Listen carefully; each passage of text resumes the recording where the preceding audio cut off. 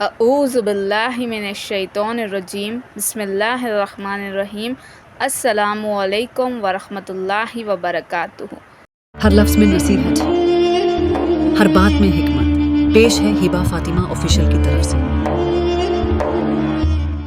سوائے اللہ کے معاملے میں تو کوئی گنجائش ہی نہیں۔ بس حقیقت میں زیادہ معلومات کے لائق اور سب سے بڑھ کر گمراہ یہی ہے جو اللہ کے سوا کسی دوسرے پر بھروسہ کرے۔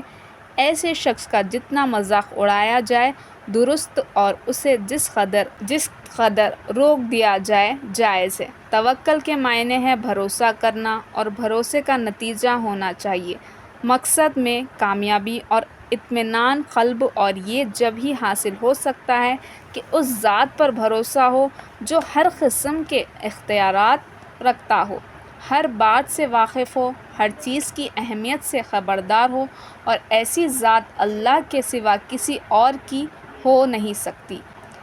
پس اللہ کے سوا بھروسہ بھی کسی اوپر نہ ہونا چاہیے۔ قرآن مجید میں اللہ پاک نے اور حدیثوں میں رسول اللہ صلی اللہ علیہ وسلم نے اسی کی تعلیم اور تاکید فرمائی ہے۔ سنو، اللہ پاک اپنے بارگزیدہ اور محبوب آپ صلی اللہ علیہ وسلم سے خطاب کر کے فرماتے ہیں، پہلا اور آسمان اور زمین میں جو غیب کی اور ڈھکی چھپی باتیں ہیں ان کا علم اللہ ہی کو ہے، اور ہر ایک کام کا در و مدار آخر کار اسی پر جا کر ٹھہرتا ہے۔ تو اے پیغمبر اسی کی عبادت کرو اور اسی پر توکل کرو، اور جو کچھ تم لوگ کر رہے ہو تمہارا پروردگار اس سے غافل نہیں۔ دوسری جگہ عام حکم ہوتا ہے، اور جو شخص اللہ پر بھروسہ کرتا ہے تو اللہ اس کے لیے کفایت کرتا ہے، کیونکہ بلا شبہ جو اللہ کو منظور ہوتا ہے وہ اس کو پورا کر کے رہتا ہے، اور اللہ نے تو ہر چیز کا اندازہ ٹھہرا رکھا ہے۔ اور بھروسہ کرو ایسی ذات پر جو زندہ ہے، اسے کبھی موت نہ آئے گی۔ مومن تو بس وہی ہے کہ جب اللہ کا ذکر کیا جاتا ہے تو ان کے دل ڈر جاتے ہیں، جب اس کی آیتیں ان پر کی جاتی ہے تو ان کا ایمان زیادہ ہوتا ہے اور اپنے پروردگار ہی پر توکل کرتے ہیں۔ اور مومنوں کو چاہیے کہ بس اللہ ہی پر توکل اور بھروسہ رکھے۔ وہ مشرق اور مغرب کا رب ہے، اس کے سوا کوئی معبود نہیں، بس اسی کو اپنا وکیل اور کارساز بناؤ۔ دیکھو، اللہ تعالیٰ کے ان حکموں کی تعمیل ہمارے پیارے نبی حضرت محمد مصطفیٰ صلی اللہ علیہ وسلم اور آپ کے صحابہ اکرام نے کیسے کی۔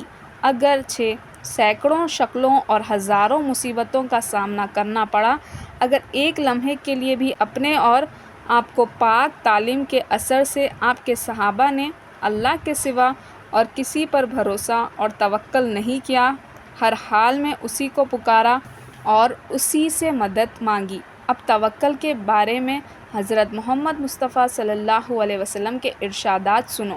آپ صلی اللہ علیہ وسلم فرماتے ہیں کہ میری امت کے 70,000 آدمی بے حساب جنت میں داخل ہوں گے، اور یہ وہ لوگ ہوں گے جنہوں نے دنیا میں نہ تو جنتر منتر کرائے تھے، نہ شگن بدلے تھے، بلکہ ہر حال میں اپنے پروردگار پہ بھروسہ رکھتے تھے۔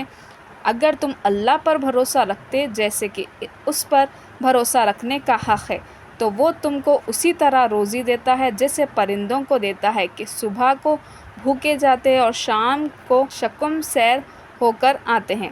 اب توکل کی حقیقت سمجھو کہ توکل کسے کہتے ہیں اور توکل کیسا کرنا چاہیے۔ تو سنو کہ توکل ہاتھ پیر توڑ بیٹھنے کا نام نہیں ہے، دوسروں کے کندھوں پر بندوق چھوڑنا، مفت خوری کی عادت کر لینا، محنت مزدوری سے جی چھڑانا توکل نہیں، لعنت اور پھٹکار ہے جسے اسلام نے بڑی شدت مند کے ساتھ روکا ہے۔ حضرت محمد مصطفیٰ صلی اللہ علیہ وسلم اور آپ کے تمام پردوں کا عمل بتلاتا ہے کہ جو سچا متوکل ہوتا ہے وہ دین اور دنیا کے کاموں میں بڑی محنت اور مشقت کرتا ہے، کیونکہ اس کا بھروسہ ایک ایسی ذات پر ہوتا ہے جو غیر محدود قوتوں کی مالک ہے، اسی لیے وہ اپنی کوشش سے تھک کر بیٹھ نہیں جاتا۔